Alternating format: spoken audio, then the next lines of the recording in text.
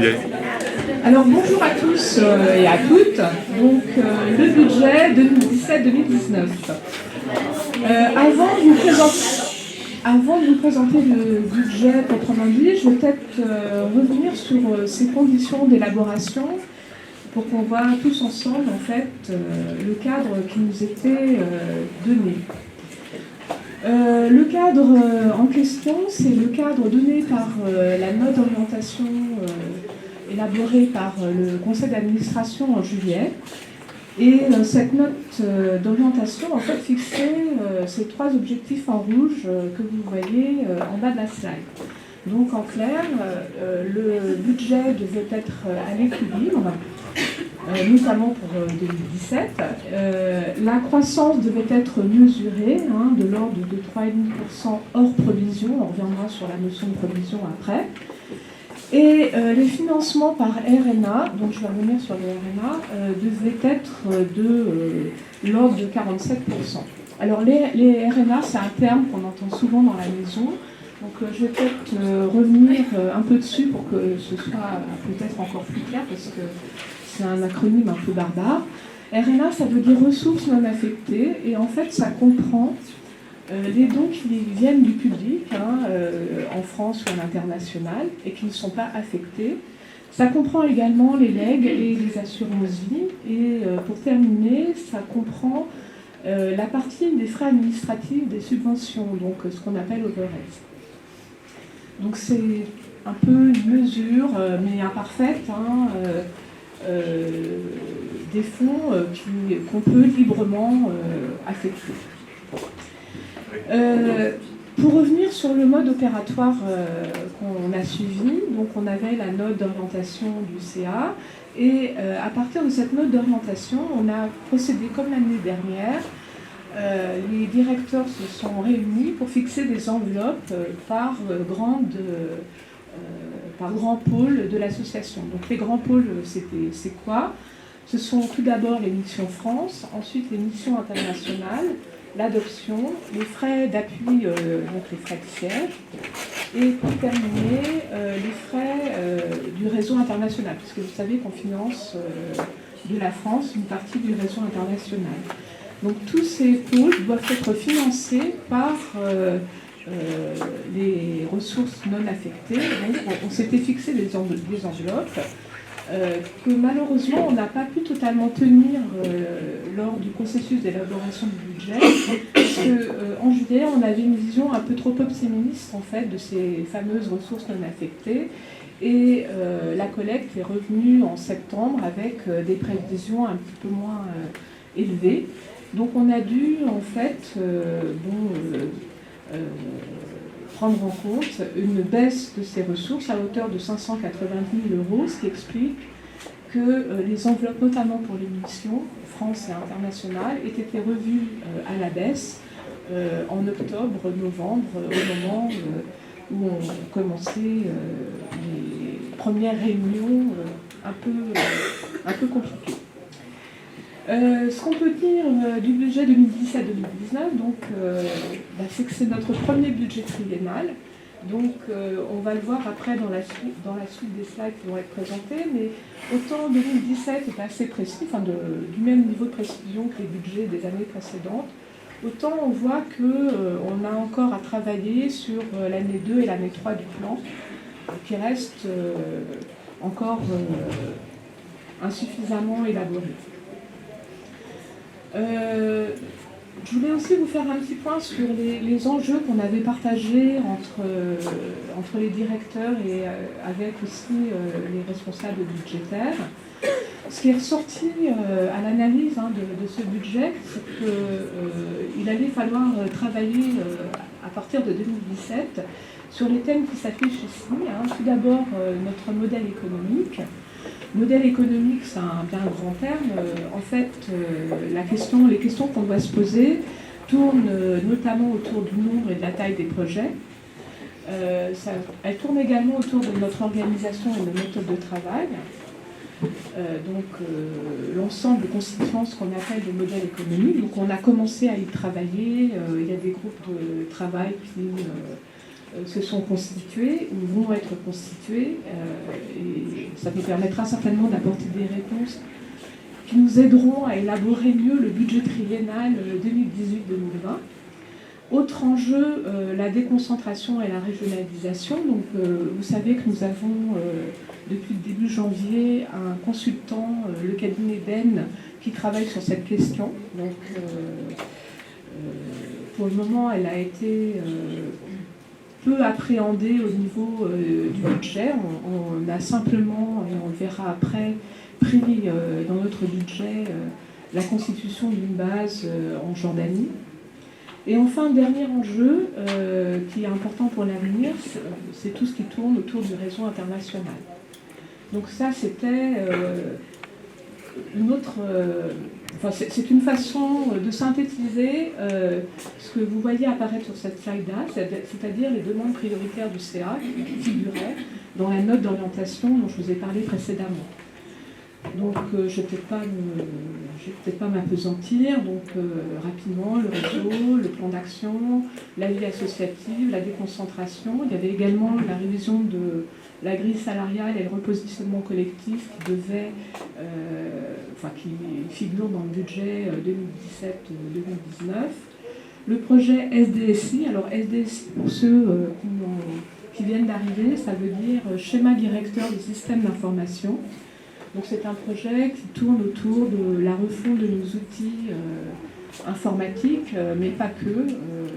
Sont associés évidemment les process de travail de tout un chacun. Donc on fera, je pense, d'ici un mois, une présentation spécifique autour de ce projet SDSI. Et enfin, une demande très forte émanant notamment de la présidence, qui porte sur des partenariats avec les ONG du Sud. Donc le budget devait intégrer tous ces points, et donc on va les voir apparaître quand on ira dans le détail des pôles. Alors, maintenant, je vous ai parlé des conditions d'élaboration. Le budget, au final, c'est quoi? Pour 2000, je vais plutôt me centrer sur 2017, puisqu'encore une fois, 2018 et 2019, c'est un petit peu plus vague. Donc, pour 2017, un budget à l'équilibre. Il y a une petite manie comptable sur laquelle je ne vais peut-être pas m'appesantir, mais le budget est donc bien à l'équilibre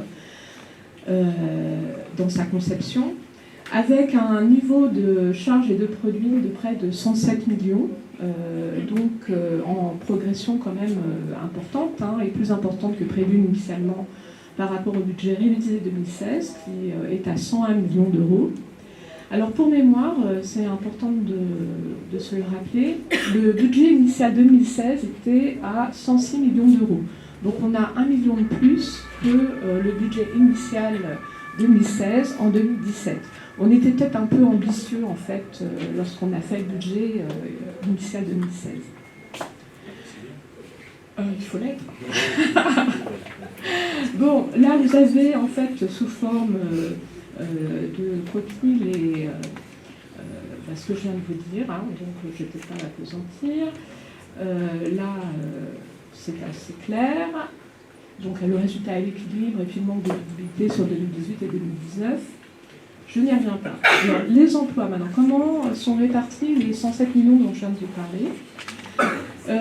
On a évidemment toujours le poids prédominant des missions sociales, qui représenterait 89 millions de cet ensemble de 107 millions. On a les frais de recherche de fonds qui sont d'un ordre comparable à celui de l'année dernière, et on a les frais de fonctionnement. Donc les frais de fonctionnement, c'est une partie des frais de siège, ce n'est pas l'intégralité des frais de siège, c'est juste une partie qu'on ne peut pas associer aux missions sociales, ni aux frais de recherche de fonds. Donc on note entre 2016, budget révisé, et 2017, une progression importante des missions sociales, nettement supérieure aux 3,5%, qui était imparti initialement. Et on note aussi une très forte progression des frais de fonctionnement. Donc c'est un peu trompeur. En fait, la progression s'explique principalement par les phénomènes suivants. Vous avez en frais de fonctionnement, au moment où on fait le budget, les enveloppes RH qu'on n'a pas pu répartir encore entre les différents services et donc les différents types d'emplois. Vous avez également au sein des frais de fonctionnement la partie formation, donc qui progresse de manière assez importante entre 2016 et 2017. Et enfin, vous avez l'impact du projet SDSI que vous verrez après et qui représente un peu plus de 300 000 euros. En matière de ratio d'emploi, vous savez, les donateurs sont assez attentifs au ratio, notamment de mission sociale. Donc le ratio de mission sociale progresse légèrement par rapport à 2016. Il est également en forte augmentation par rapport à 2015, donc de ce côté-là, tout va bien. Les frais de recherche de fonds, eux, comme en fait ils progressent moins vite que les autres types d'emplois, ont tendance à avoir leur part baissée dans l'ensemble. Et les frais de fonctionnement, eux, voient leur part augmenter puisque leur rythme de croissance est supérieur aux 6% dont je vous parlais sur la slide précédente. Ce qu'il faut retenir, en fait, c'est qu'on est parfaitement dans l'épure demandée par le CA, épure qui était que l'émission sociale devait être supérieure à 70% de nos dépenses, les frais de recherche de fonds inférieurs à 20% et les frais de fonctionnement inférieurs à 9%. Donc de ce côté-là, tout va bien. Les ressources. Alors les ressources au niveau macro, sans surprise, augmentent et sont tirées cette année encore par les subventions publiques, qui sont ce pavé-là, donc qui augmentent de plus de 7%. Les subventions privées ont, connaissent elles aussi une forte augmentation. Alors, c'est des subventions au niveau global de l'association, donc ça correspond en partie aux services partenariats, mais pas seulement. On a aussi toutes les subventions on va chercher à l'étranger, et notamment via le réseau. Donc, forte croissance des subventions et croissance évidemment beaucoup plus faible de la générosité publique. Donc, en fait, la générosité publique, c'est une autre façon d'appréhender les RNA.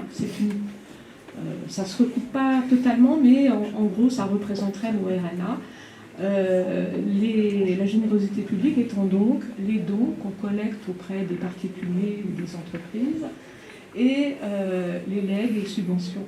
Donc il faut savoir que 3%, ça peut paraître faible, mais dans le contexte français, c'est une augmentation tout à fait significative. Vous avez la répartition en termes de poids de ces différentes ressources. Donc vous voyez que le pourcentage des subventions d'origine publique continue à croître de manière importante. Là, elle dépasse nettement la barre des 50% en 2017. Et bon, évidemment, à contrario, la générosité publique, donc les dons, la collecte, baisse à due concurrence. Je vais peut-être maintenant venir vous présenter des choses plus de façon plus détaillée par pôle. Donc on va commencer par les opérations France. Donc les opérations France ne comprennent pas la partie DOF, enfin Direction des opérations France au siège. Ça ne représente que les missions en France et les délégations en France.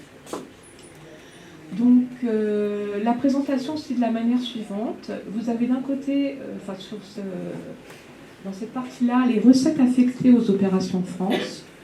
Là, les dépenses des opérations France, qui comprennent également les provisions qu'on fait sur les financements, donc je vais y revenir après.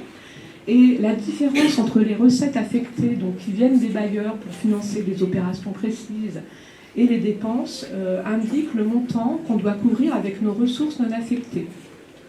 Je ne sais pas, si vous avez des questions après, n'hésitez pas. Donc en clair, pour 2017, on avait fixé aux opérations France une enveloppe de 5 468 000. Donc elle a été respectée de la façon suivante. Vous voyez des recettes qui, malgré les inquiétudes que nous avons, notamment sur les subventions publiques en France, se maintiennent. Donc ça, c'est plutôt une bonne nouvelle. Et des dépenses qui ont été contenues. En fait, l'augmentation qu'on voit apparaître là n'est pas représentative de la vraie augmentation du volume des opérations, puisque dans les dépenses figurent les provisions sur financement. Alors qu'est-ce que c'est que les provisions sur financement ? Quand on fait le budget, les opérations, que ce soit les délégations ou pour l'international, les pôles, on définit un objectif de financement qui peut ou pas être atteint. On a parfois des incertitudes, on se fixe des objectifs et donc on évalue le pourcentage de chance d'atteindre l'objectif. Quand on a un financement de 1 million d'euros et on pense qu'on a 70% de chance de l'obtenir, on va mettre en provision les 30% résiduels, puisque ça nous permet à la fin de ne pas avoir de mauvais surplus. Donc c'est ça les provisions sur financement. L'effet saillant du budget Opération France, donc si j'enlève les provisions dont je viens de vous parler, en fait on voit qu'il y a un léger retrait en termes d'activité. Dans la feuille de route fixée par le CERA, la demande à la France était de ne pas croître et voire de légèrement décroître. Comment ? On peut expliquer pourquoi ? Écoute, non, juste sur une provision qui avait été faite en partie avec les délégations, en partie avec Yannick.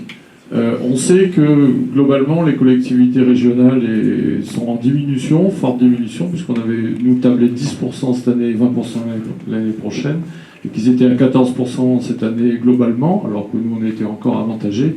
Donc c'est vraiment une prévision sur des choses qui doivent nous interroger. Et la deuxième question, c'était une discussion qui a lieu depuis plus d'un an maintenant avec les délégations. Est-ce qu'on est plus fort sur le plan du plaidoyer en augmentant ces projets ou en consolidant des projets très pertinents qui seraient consommateurs de RNA mais d'une manière efficace cette fois-ci, avec peut-être moins de subventions mais en ciblant plus sur les axes de plaidoyer qu'on voudrait avoir.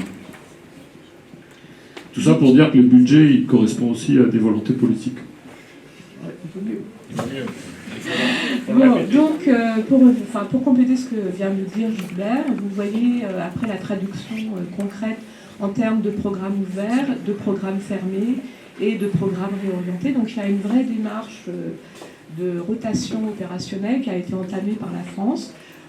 Juste à titre indicatif, il faut savoir qu'en 2017, il y a 60 programmes actifs, donc c'est quand même un nombre très important, dont l'essentiel, ce sont des programmes d'une enveloppe budgétaire inférieure à 250 000 euros. Ce qu'on peut dire aussi du budget France, on note que le volume RH reste globalement équilibré par rapport au budget prévisionnel 2016. Yannick a entamé une réorganisation de la direction des opérations France. Tu veux peut-être en dire un mot, Gilbert ? En fait, on est dans cette volonté de la régionalisation, de renforcement des compétences des coordinateurs régionaux et de donner toute l'autonomie dans le sens qu'on a des régions. L'objectif, c'est de ne pas avoir des mini-sièges. C'est-à-dire que comment on délègue un certain nombre de pouvoirs pour que les régions puissent être autonomes et faire les programmes qui les intéressent, sans redupliquer. Vous avez vu, 85% des programmes sont en dessous de 250 000 euros. C'est vraiment de la mobilisation de bénévoles et de la militance. Comment on redonne du sens à ça, sans forcément dupliquer des programmes qui n'auront pas plus de pertinence s'ils sont faits par le siège ou s'ils sont faits par le terrain. Voilà. Un des points aussi qui va nous aligner là, dans la mise en œuvre du budget en 2017, c'est de mettre en place un processus de validation déconcentré et de créer les process adéquats pour pouvoir faire vivre ces process. Donc c'était un point sur lequel Yannick souhaitait qu'on insiste. Alors après, la France, l'international, donc c'est la même chose. Dans cette partie-là, vous avez tout ce qui touche aux missions sur le terrain et vous n'avez pas le siège de la DOI. Ça figure dans les slides suivantes. Donc c'est toujours le même principe. Vous avez les recettes affectées, les dépenses qui sont engagées sur les programmes en direct, et vous avez les provisions pour financement, donc qui évidemment représentent un montant assez élevé puisque les objectifs de financement sont eux-mêmes assez élevés. Ce qu'on peut dire de façon globale, c'est que l'enveloppe des RNA dont a bénéficié les missions internationales est en baisse par rapport aux années précédentes. Ça s'explique par le fait qu'on table sur des financements via des subventions de manière plus importante.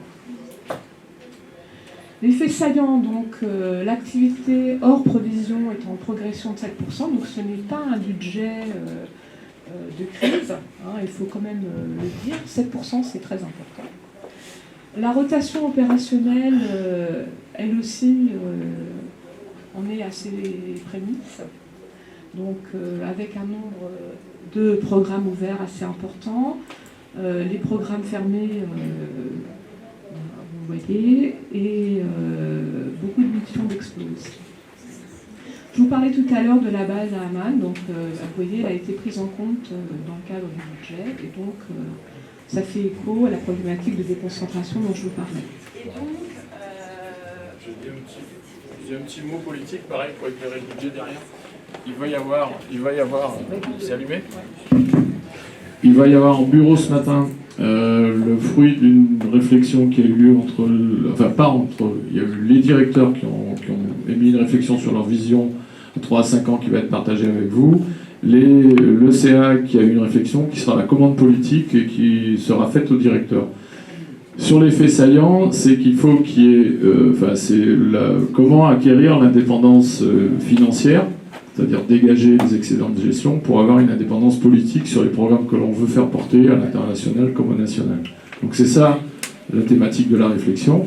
Derrière ça, c'est l'objet d'un débat ce matin en bureau, on va faire ce qui est demandé là, c'est-à-dire que Catherine parle de turnover opérationnel. Concrètement, ça veut dire qu'il y a certains programmes qui doivent réfléchir à leur fermeture, leur redéploiement, se réorienter vis-à-vis des plaidoyers. Enfin, c'est des thèmes, des discussions que l'on connaît. Qu'est-ce que ça veut dire en pratique au niveau des opérations? Donc ça, c'est la première réflexion qu'il y aura. Cette année 2017 doit servir à ça, parce qu'on n'y arrivera pas si on fait un budget triennal. Vous avez vu que 2018-2019, il est difficile de se projeter, pour des raisons évidentes à l'international et encore plus évidentes au national. C'est que les bailleurs, ils s'engagent quelquefois sur 3 ans, rarement dans des contextes politiques ou des contextes financiers qui sont difficiles pour eux. Donc nous, on a une anticipation à avoir sur nos propres priorités politiques et opérationnelles. Et le deuxième point saillant que tu avais noté, c'était, c'est juste avant, oui, c'était la réflexion sur la régionalisation, j'en ai parlé un peu. La déconcentration, c'est un travail sur les bases régionales, et au-delà des bases régionales, qu'est-ce que ça représente de mettre un niveau décisionnel au niveau du terrain, qui est une demande forte de la part du terrain d'abord, mais aussi du siège, qui trouve que ce qui arrive du terrain nécessite parfois des réécritures, des échanges qui sont très lents, très chronophages et pas forcément plus efficaces. Donc c'est une réflexion, ce qui veut dire qu'il y a des réflexions ici qui doivent avoir lieu chez nous aussi sur qu'est-ce que c'est qu'avoir un axe décisionnel qui sera sur le terrain. Voilà. Ça, c'est le travail de l'année 2017. Alors, autre point d'attention qui fait écho à ce que je vous disais dans les premières slides. Donc, on a actuellement 66 programmes qui représentent 99 lignes budgétaires, hors les coordinations. Donc, c'est un volume assez important. On a tenu à faire ressortir ce qu'on verse à nos partenaires, puisque c'est un des axes majeurs de ce budget triennal. Donc vous voyez qu'il y a un effort de plus en plus important. Là, en 2017, on prévoit de verser plus de 8 millions d'euros à nos partenaires. On a déjà parlé des financements avec le poids croissant des bailleurs, notamment des bailleurs publics, donc j'y reviens pas. Ce qui est intéressant, c'est de noter aussi que le volume RH, donc là hors staff national, croît encore plus vite que les missions, donc c'est un point aussi d'attention à avoir. Troisième pôle, l'adoption. Donc l'adoption, le budget est évidemment en décroissance, puisque l'activité est en cours d'arrêt.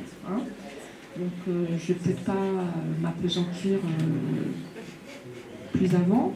Et après, donc, on a le pôle du siège, donc, qui comprend les directions des opérations France et internationales, et qui comprend après tous les autres services et directions que vous voyez au siège. Donc là, vous le constatez, se trouvent nos plus gros bénéficiaires de RNA. C'est évident, on n'a pas de ressources qui viennent de bailleurs pour financer le siège des médecins du monde, donc l'essentiel de ce qu'on trouve ici, enfin des frais d'ici, sont financés par nos fonds propres. Sur cette slide-là, c'est un petit peu compliqué à lire, surtout quand on est loin. On voit les différentes directions et vous voyez, on va y revenir un petit peu après, les progressions en termes de budget de fonctionnement. Ce que vous voyez en rouge, ce que vous verrez en rouge, parce que ça va vous être communiqué, ces slides, ce sont les éléments nouveaux. Donc qu'est-ce qu'on a d'éléments comme éléments nouveaux en 2017 ? On a le fameux schéma directeur des systèmes d'information. Là, vous voyez 118 000 euros parce que c'est la partie uniquement fonctionnement. Il y a également des ressources RH associées.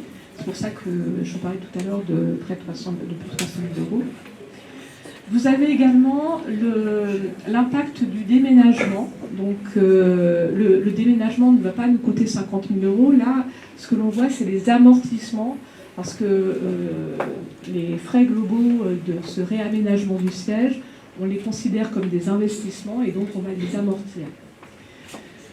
Vous voyez aussi la feuille de route du réseau, donc ça fait écho aux priorités dont on parlait en tout début de présentation. Donc voilà.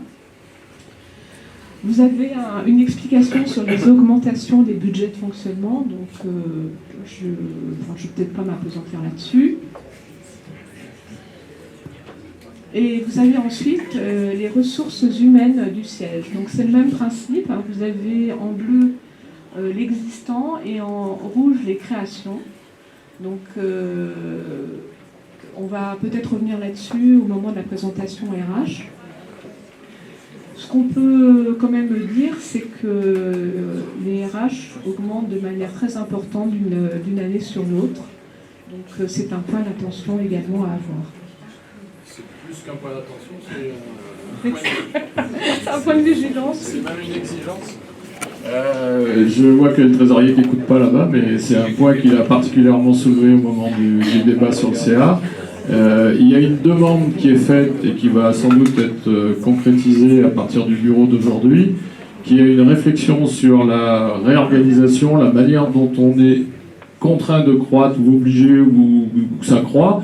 Effectivement, tout le modèle économique qu'on a jusqu'à maintenant fait qu'à chaque fois qu'on augmente nos programmes, il y a une nécessité d'augmenter les services du siège, que ce soit les services d'appui ou les services support directement. Donc il y a une vraie réflexion là-dessus. Ça, c'est une demande du CA. Il va y avoir... On lance alors Florence n'est pas là, elle s'excuse parce qu'elle a eu elle ne pouvait pas venir, une obligation administrative Et il va y avoir une commande de réflexion avec un consultant qui va travailler sur l'ensemble des services, sur la manière dont on est organisé, sur le modèle économique, sur tout ça. Donc c'est vraiment 2017, c'est l'année où tous ces constats que l'on a et sur les demandes que font le CA vont nous amener à avoir une réflexion beaucoup plus de fond sur un certain nombre de questions qu'on se pose, je pense, depuis maintenant au moins 10 ans, et pour certaines 4 ou 5 ans. Bon, alors après le siège, donc le pôle réseau international. Donc les points importants à noter, c'est que dans la demande, enfin dans la feuille de route du CA, il était demandé que les subventions de fonctionnement soient stabilisées, donc c'est le cas. On vous a mis sur cette slide les contrats qu'on pense pouvoir signer avec le réseau, donc c'est cette partie-là. Donc ce n'est pas des produits qui vont tomber forcément sur l'année 2017, c'est les contrats qu'on pense signer par l'intermédiaire des différents membres du réseau. Il y a... Enfin, je sais pas, Jean, tu veux peut-être dire quelque chose là-dessus? Il y a une baisse apparente, hein, mais je pense que c'est peut-être lié aussi au fait que nous avons eu des soucis avec DFID. Donc, on table sur un ressaut les années suivantes. Évidemment, il y a une erreur, hein, c'est le budget 2018 dans cette colonne-là. Je suis désolée, il y a eu une coquille. Donc le réseau international, on le finance de deux façons. Vous avez d'une part les subventions de fonctionnement, donc, qui financent en fait le bureau des différents MDM qui en sont membres. Donc c'est cette première partie-là. Et après, pour certains d'entre eux, on les aide aussi à développer leur collecte auprès du grand public. Donc c'est cette partie-là. Et on leur verse à cet effet des subventions qu'on appelle marketing, qui sont donc destinées à développer leur collecte locale. Et évidemment, à la clé, ils nous reversent une partie de leur collecte locale. Donc c'est ce que vous voyez apparaître dans la partie recettes plus bas. Donc on est encore dans une phase d'investissement sur...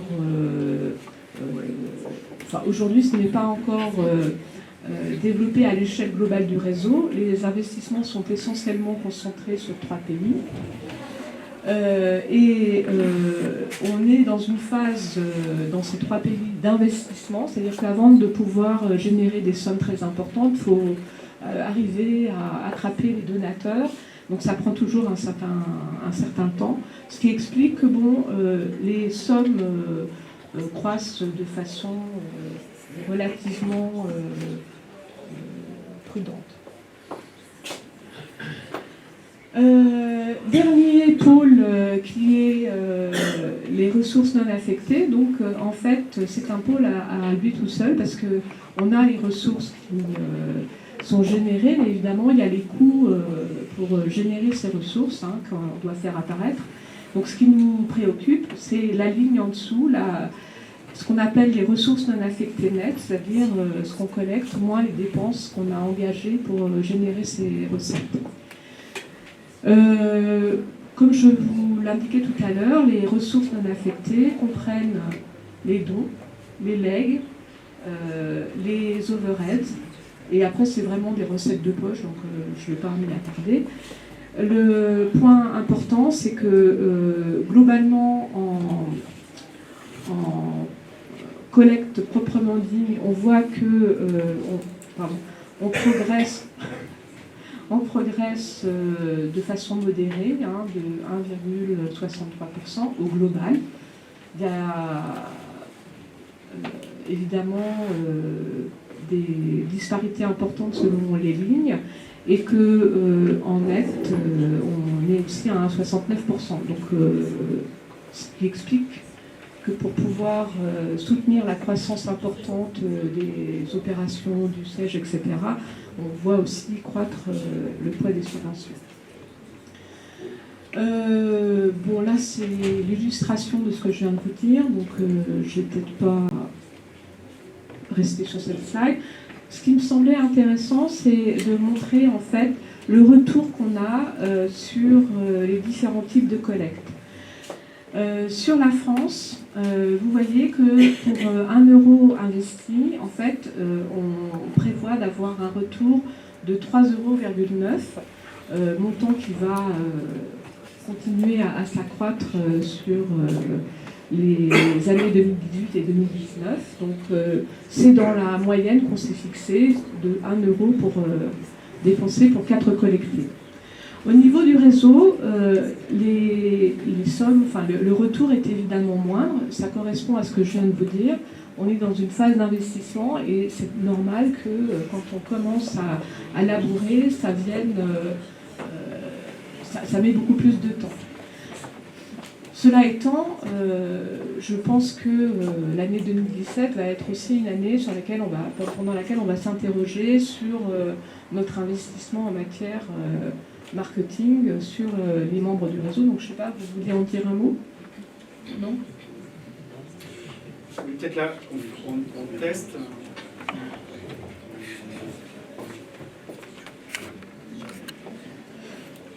Donc, quand on investit en collecte, ça prend toujours plusieurs années pour que ça rapporte. Là, on est sur un démarrage et sur des tests. Et on va sans doute, courant 2017, refaire un diagnostic et concentrer les investissements sur les endroits où ça marche le mieux et réduire là où ça marche le moins bien. Et pour finir, donc, pour que vous ayez les ordres d'idées en tête, on voit que pour la partie leg, par contre, le retour est vraiment très important. C'est assez normal. D'une part, quand on a un leg, c'est souvent des montants très élevés. Et d'autre part, les testateurs viennent, pour l'essentiel, de la base de donateurs qu'on a constituée antérieurement. Donc, c'est tout bénéfice, en fait, pour l'association. Cette slide-là vous montre comment on a utilisé ou comment on prévoit d'utiliser les ressources non affectées, notamment en 2017. Donc c'est la synthèse de tout ce qu'on a vu précédemment. Donc sur le montant de RNA global qu'on peut en générer, vous voyez que l'essentiel est absorbé par l'appui aux missions et le siège, et que le reste se répartit sur les missions internationales, les missions France et le réseau. Alors sur les ressources humaines, je vais laisser la parole à Gilbert. Je sais pas, on m'a dit Gilbert. Oui, non, j'ai dit un appui. Ah. Je vais venir à côté de toi. Voilà. Bon, donc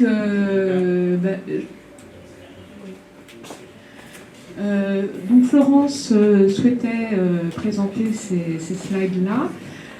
Vous voyez, là on est au niveau des droits français, si je ne me trompe pas. Donc vous avez une progression de la masse salariale qui est quand même assez importante, de 1,2 million au global, qui se répartit, comme vous le voyez, sur les missions internationales qui progresse de 400 000 €, les missions de France qui baissent légèrement, enfin, même de 300 000 €, et le siège qui augmente de manière très significative. La synthèse, vous la voyez sous la slide, l'augmentation maîtrisée des effectifs pour l'international. La France, ça fait écho à ce que vous disiez Gilbert tout à l'heure, donc une rationalisation des effectifs. Et pour le siège, la croissance est liée en partie à un rattrapage, parce que c'est vrai que le siège n'avait pas cru les années précédentes à hauteur de la croissance du volume global des opérations qu'on gère. Donc ça, c'est un premier point. Ensuite, on a des nouveaux chantiers. Par exemple, le schéma directeur des systèmes d'information en est un, qui nécessite d'avoir de nouvelles ressources humaines. Donc, voilà.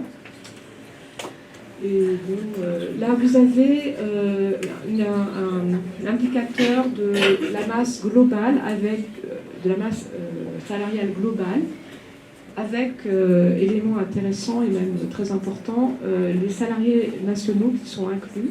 Donc vous voyez qu'en termes de dépenses, près de la moitié des dépenses, j'exagère un peu, mais 45% des coûts de l'association sont des coûts salariaux. Voilà.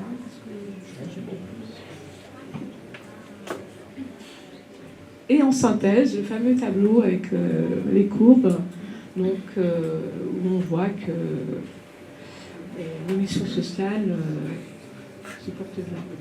Voilà. Merci.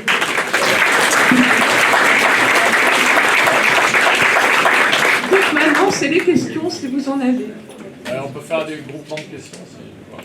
Allez-y. Qui se lance?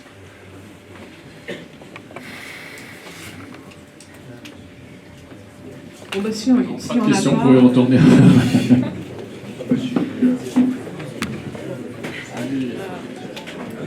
me demandais en termes de masse financière, comment par rapport à d'autres les 5 premières ONG, je ne sais pas, en France, en termes de masse financière, Tu veux dire dans notre secteur d'intervention je pense qu'elles sont, en tout cas pour celles que je connais, elles sont plus importantes en termes de volume financier que Médecins du Monde. Mais nous, on se situe où dans la gradation? Alors, Il faut passer à parole à Joël parce qu'il a fait un petit benchmark qui avait été fait, élaboré au départ par Thierry Barthélémy. Il va te le dire. Après, j'aurai une précision à apporter sur les différences entre les budgets. Ouais, par rapport aux ONG auxquelles on compare habituellement, hein, que ce soit HI, SOL, ACF, je pense que c'est plutôt ça ta question, non? On a un budget quasi moitié moins que ces ONG-là, qui sont entre 170 et 250 millions. Après, on n'a pas tous le même mandat. Hein. Même une ONG comme Acted, aujourd'hui, a 170, 180 millions. Voilà. C'était ta question, Pierre?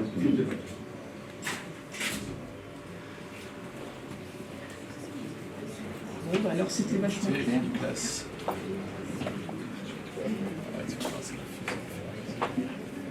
Il faut bien quelqu'un qui pose une question.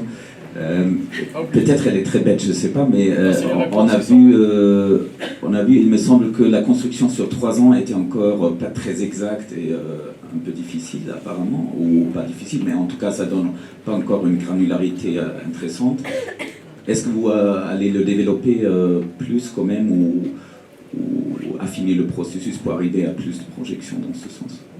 Alors, tout d'abord, je voudrais publiquement remercier Catherine pour 2 innovations. La première, c'est ces fameuses provisions qu'elle a expliquées, ce qui nous donne un confort en anticipation, et la discussion qu'elle a amenée progressivement à ce budget triennal. Bon, c'est quelque chose qui était dans l'air, mais là, maintenant, je pense qu'il faut le remercier de cette manière de fonctionner. C'est la première année où on travaille là-dessus. Comme un Médecin du Monde, on n'a peur de rien, et on embraye sur un plan stratégique à 3 ans, à 5 ans. Le réseau, on réforme tout en même temps, donc c'est un peu compliqué. Là, ce qui a été difficile aux équipes qui ont beaucoup travaillé avec assez de précision sur le 2017, mieux qu'avant, si on peut dire, donc une amélioration, ça a été difficile d'anticiper sur les 3 ans, parce que ce qu'on fait globalement, les projets, c'est qu'ils ont fait une projection sur là où ils étaient sûrs, puis tout ce qu'ils n'étaient pas sûrs, ils ont laissé un peu tomber. Donc c'est pour ça que vous voyez que le budget en 2018, en 2019, il chute. Mais c'est quelque chose qu'on peut voir si tu prends les projets. On l'avait fait les premières années à la DOI, tu vois que tout d'un coup, tu as des chutes de projets. Si tu fais rien, en 3 ans, tu n'as plus de projet. Donc ce qui n'est pas la réalité, puisque Learning in Doing, on est toujours avec un nouveau projet ou une nouvelle mission Explo. C'est le premier exercice. Je pense que quand on en avait discuté, je ne sais pas si vous vous souvenez, de HI et de ACF qui étaient venus nous voir, et je crois qu'ils ont raté 2 fois leur budget triennal avant d'avoir un truc qui roule maintenant de manière cohérente. Donc on est dans la bonne logique et dans le bon timing pour l'instant. Maintenant on peut faire mieux. Voilà, l'objectif c'est qu'on fasse mieux que HI. Oui. Mais ils ont 8 ans d'avance. Donc on s'améliore pour l'année 2018, 2019 et 2020. Juste pour préciser, pour participer à cette amélioration, il y a un groupe qui s'appelle, un groupe de plus, vous me direz, mais qui est important, qui s'appelle le groupe d'indépendance financière, pour pour améliorer notre indépendance politique. C'est un groupe paritaire qui va réfléchir à quel modèle économique pour demain. On aura besoin donc de ce groupe qui s'est déjà réuni, hein, Philippe est là, notre trésorier 2 fois, qui réfléchit à d'autres indicateurs que le ratio classique fonds publics, fonds privés, sur lequel on sera questionné à l'Assemblée générale, qui réfléchit à la diversité des bailleurs. Ça veut dire quoi dans le sens politique du terme? Donc voilà, on va essayer d'améliorer l'ensemble et cette construction d'un plan triennal avec l'aide de ce groupe.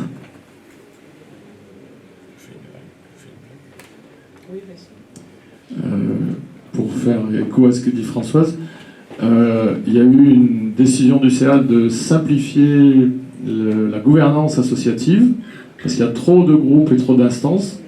Donc on a créé 2 instances pour les supprimer, toutes les instances qu'il y avait avant.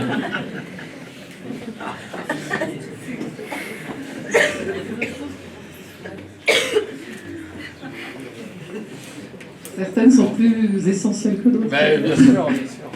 Bon, Bon, bah, s'il n'y a plus de questions, on va peut-être aller déjeuner. Hein. merci beaucoup.